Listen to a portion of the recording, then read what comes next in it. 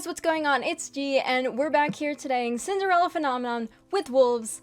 Unfortunately, we don't have Caleb again. We're sorry. We won't talk about that. Caleb, we're sorry. We're so sorry. Moving on. So I forgot what we were doing. I think we just got finished talking to Ophelia. I think. Right. She was like trying to set us up with her son. Yes, that's what it Basically. was. Yep, you're so right. We were just okay. After that, hello? No. Okay, there we go. So let us continue. After trying to be set up. Later that day, as I'm waiting outside of the throne for Emmeline to finish one of her classes, two maids walk up to me and stop in front of me. Oh wait, why'd I hit skip? You have to I got it, boys. There we go. Oh, right. Alex, isn't it? What is it? I've already finished all my tasks for the day. Oh, I'm sure you have. Probably rushed through all of them, so that you could hang around the prince and princess tonight. Look, Oh, you. look. Shut up, maids. It's my job. Okay. The head housekeeper's been giving you a lighter load, so you can afford the time to play around. It's called my job. Damn, these maids are serious. It's my job! I blink at them confused. Yeah, she's giving me a lighter load so I can do my other job. I have no idea what you're talking about. Don't play dumb. All the servants know what you've been doing. My job? Just because you're Princess Emmeline's personal maid doesn't make you better than the rest of us. Okay, I don't. Okay, sure. I'd be careful not to get too big for your boots, Alex. I'm not wearing boots. Are you threatening me? Ooh, my voice? Hello? What if we are? Whoa, hold up, what? Come on, he's always Rod? saved us. Is it Rod? I don't know, honestly. So I'm gonna do my Rod voice, my awful Rod voice. Then I'd be very disappointed in you. Oh, hello, it's Emmeline. Emmeline. It was supposed to be me. Okay, yeah. What? You didn't hear that? Hello? Who? Alright. Reverse All right. card? Then I'd be very disappointed in you. There we go, much better. Yeah. She looks so angry. I don't think I've ever seen Emmeline angry. Go, girl. Yes, Chew girl. them out. Chew them out. Alright. Go! Princess Emmeline. I don't know what Emmeline happened moves with to that stand mixed voice. beside me, a disapproving expression on her face. I did not expect such cruelty from the two of you. You should be ashamed of yourselves. Your Highness. Oh, there he is! Oh, there he is. Okay. Yeah, he shows up at some point. You really do have a talent for getting yourself in trouble. I do, thank you. Rod. Rod pauses briefly, his eyes meeting mine for a second before he looks at the maids. Don't you have better things to do than bully my sister's maid? We apologize, Your Highness. We'll be on our way. See ya. The two maids run off. Emmeline turns to look at me. Are you okay? No. Oh, did he just... I'm about to answer when I notice that Rod is abruptly walking away from us. I frown at his back. It's like, job done, I'm out. He's like, nah, see ya. Yeah. He had only just started being nice to me, and now he's back to acting as if I don't exist. What did I do? Emmeline puts her hands on my back and gently pushes me forward. Towards him? Oh. You Oh. You wanted to ask him something, right? I could see it in your eyes. He's trying to set me It's up like, too. maybe not this right second. Emmeline smiles as she pushes the door to the throne room open. Okay. I have a few more questions to ask my teacher. I'll be a while. A few more questions. Okay. Mhm. But she disappears into the throne room before I can finish. I glance down the hallway. Rod just appeared down, and then back at the throne room. My thoughts whirl together in a vague mess until I make my decision. Wait! Wait up! Please! A small... At the sounds of my approaching footsteps, Rod turns and looks at me. He scowls, but does not say anything. Ooh. What do you think you should do? Ooh. Do you know what I want to do?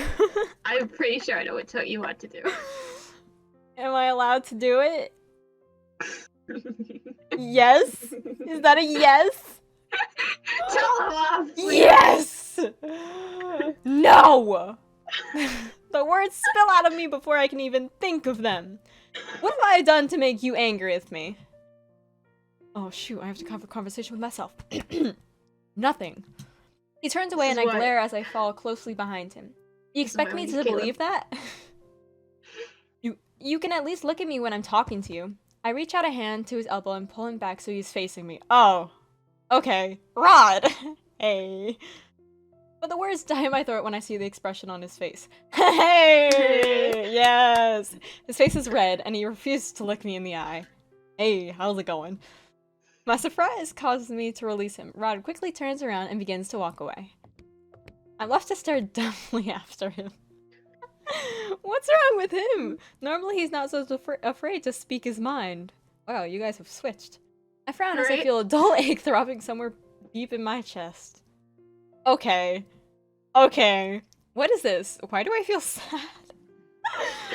Oh! Normally Rod's distance does not make me feel like this. Normally. And yet now... Am I really so sad that he does not want to speak with me?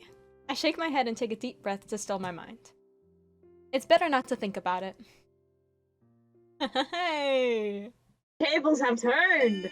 Oh! Oh! Oh. Dun-dun. Dun-dun. It's the day of the ball and I'm waiting for Emily to finish her last dance rehearsal, oh dear. The last lesson was over an hour ago. The lesson was over an hour ago, but Emily remains here to continue practicing the steps. Meanwhile, I'm preoccupied with my thoughts of Rod's curse. Can I just say how lovely the throne room looks right now? It really does. Right? Can we just like, the thoughts of Rod, no, like, block out the S and curse? Thoughts of Rod. That's perfect. I cannot believe that Rod traded his voice for a title, so the reason the king was able to find Ophelia was because of Rod. Yikes. It's a little difficult to wrap my head around the implication, but one thing bothers me. Rod told me why he has the curse, but he gave no explanation on how to break it. Both of me and you just go, about that. How did it go the reason? How did it go in the original fairy tale? Emmeline finishes up the last steps of her routine before walking over to me. I hand her the glass of water I was holding for her. Thank you, Alex. No problem. Emmeline must notice my curiosity because she stops to look at me quizzically. Oh, I nailed that. Is something the matter? I read a little bit of that fairy tale but never finished it. Can you tell me the whole story of the Little Mermaid? That's such a random... Hey, after you finish your dance lessons and I give you water, can you tell me about the Little Mermaid? Why, of course. Okay. The Little Mermaid? Emmeline takes a seat on one of the chairs bordering the throne room and gestures for me to take the one opposite her. Ooh, telling a fairy tale is always a good way to wind down. From a dance lesson. Okay. I mean, I agree with her. Once upon a time, there was a mermaid that fell in love with a handsome prince. One day, when she swam to the surface of the ocean to find him, she saw that the prince was celebrating his birthday on the grandest ship in the kingdom. The little mermaid was captivated by the human party and stayed to watch. Then, suddenly, a violent storm hit and the prince was thrown from the ship into the ocean. The little mermaid saved the prince and took him safely to shore, but she could not stay long. She eventually had to return to the ocean and leave him on land. Yikes. This is similar to Viorica's rescue. The little mermaid was so in love with the prince that she went to see a witch who offered to trade her a potion that would turn her mermaid's tail into legs. They struck a deal. The mermaid would sacrifice her beautiful voice for her legs, for her legs. I cannot read today. So that she could live with the prince on land. So in Rod's case, he traded away his voice to become a prince. However, the sea witch gave the little mermaid a warning. She said that if she wasn't able to make the prince fall in love with her, there would be consequences. Consequences? Yes, namely, if the prince fell in love and married someone else, the mermaid's heart would break and she would dissolve into sea foam. Oh. This got dark. Yep. I cannot help but recoil. My expression must betray my horror because Emmeline quickly shakes her head. There is no need to be worried. Rod has said that his curse is different from the fairy tale. We hope so. Yeah. And you believe him? Emmeline shrugs helplessly as she puts down her now empty glass of water. The fairy tale curse always twists the original fairy tale, right? Besides, it's not as if Rod traded his voice for legs, and I've never heard of a cursed person that dies because they cannot break their curse. That may be true, but Emmeline does not know what Rod traded his voice for. She doesn't know that he did it to become a prince for Viorica. Rod is already hiding things from her. Well, rip Rod. Is it possible that Rod will die the day Viorica marries Desmond? Oh my gosh! That's the name of this episode, Rip Rod. Rip Rod. R.I.P. Rod. Yikes. Later that day, I find Rod in the dining hall. He appears to be inspecting the seating arrangements for the night's banquet. Oh, He glances I just up remembered the CG that we're gonna get. Oh, yay! Okay. He glances up briefly to look at me before returning his attention to the place cards with the guests' names on them. Oh shoot, conversation with myself. What is it? I've been looking for you all morning. I'm distracted from what I'm about to say when I notice Rod switching the position of 2 place cards. I frown as I catch the name on one of them. Is he moving Viorica's place on the table? Boy! Is he trying to make sure that she sits as far away from him as possible? Surely you have better things to do than stay in here. What happens if you can't break your curse? Rod's movements stutter before he shakes his head sharply. Yikes. That is something you do not need to know. Oh, heck! Angry. No. I'm sorry. I I know. want to get angry with I him. know. I want to be angry. Angry. We've been angry so many times with him before. It's time to change tactics. I'm Something sorry. aches deep in my chest at Rod's coldness. Please. Rod's startled so strongly that he almost drops the place card he's holding. Please tell me. We've been partners for months now. But I've barely- Yes, I know that it is an unusual partnership, that most of our helping each other has been settled, but I'm only one good deed away from breaking my curse, while you seem no closer to breaking your curse than when we started. I will do whatever I can to help you with your curse, Rod. So please, let me help you. Silence falls. Moments later, Rod sighs and looks away from me. Some unspeakably sad emotion shines through his eyes. Even if I wanted your help, Alex, there's nothing you can do. Red settles in the pit of my stomach at Rod's words. Could I be right? Will Rod actually die if he does not manage to break his curse? I thought it said if he does not marriage. Like, hello? So has managed to break his curse? Emily told me the story of the Little Mermaid. She said that the mermaid dies if the prince marries someone else. Rod, when Viorica marries Desmond, will you... My voice trails off when I hear the sound of a door behind us. Is it Ophelia or the king? Rod rushes forwards and grabs me before I can glance back at the door. Oh dear. Ow! I become aware of a weight holding me down to the floor. The impact of the ground against my head blurs my vision, making it impossible for me to see what happens first. Am I underneath the dining table? I struggle to try and sit up, but the weight pushes down on me again, forcing me to be still. Quiet. Rod? Why did he push me underneath the table? I'm about to ask him aloud when the sound of footsteps silenced me.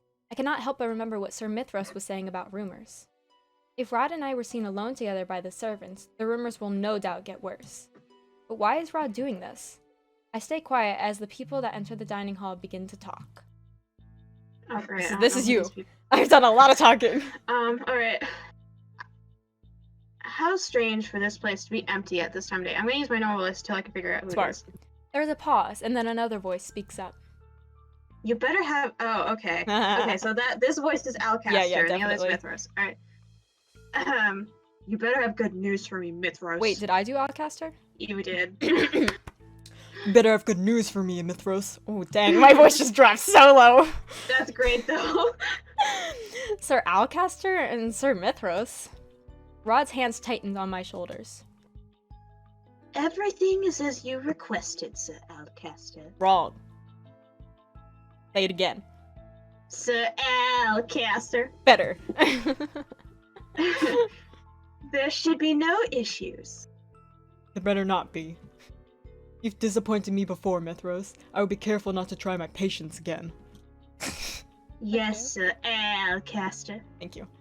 Sir Mithra sounds oddly Subservient. that. But why? The two of them were both ranked equally, and neither of them should have to answer to anyone other than the king. Unless Sir Alcaster truly is the witch and is forcing Sir Mithros to obey him with a spell. Wait a few minutes after I leave. We should not be seen together. I do not hear Sir Mithros respond, but I can hear Sir Alcaster leaving the room. Sir Mithros sighs, but is otherwise silent when he leaves the room after a few moments. I exhale fully as the door finally closes behind Sir Mithros. Oh, this is bad. I was so engrossed in Sir Alcaster Sir Al. Alcaster and Sir Mithros' conversation that I only now just realized Rod is hovering over me. Hello! CG. Okay! Hello! About that. Hey, hey, are you alright? I Are can you tell that hurt? your uncomfortable factor went up a lot. You look a little... Rod suddenly pauses as he notices our positions. He stares at me for a moment, eyes wide. You dummy. He's scrambling. Why can I see this scene? He scrambles out from underneath the dining table. And by the time I do the same, he's standing far away from me, his gaze fixed on the wall. I love it. He's bright red. It would be funny if I wasn't sure I was the same color. Rod clears his throat. It seems that Sir Alcaster really is the witch, and if he has the ability to make Sir Mithros obey him.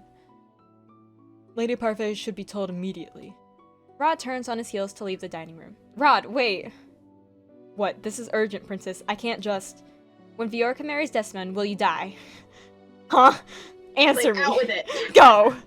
Rod pauses for a moment, but I can tell from his pained expression he will not speak. Sebi? Nailed it. Alright. You're running out of time, Rod. Oh, dang. My eyes flip between Sebi and Rod. What does that mean? Nothing. He turns away from me once again and starts walking away. Rod. There must be something in my voice that makes Rod stop, because he turns to look at me. Please stop running away from this. What would know the answer achieve, Alex? Though Rod's words are harsh, his tone is soft. There's nothing anyone can do. Leave it alone, Alex. It's for the best. I cannot help but get mad at Rod's dismissive tone. I move towards him, frowning. How can you say something like that? You are not the only person that will be affected if you keep refusing to do anything to break your curse. Can you imagine what your death would do to your sister? To your mother?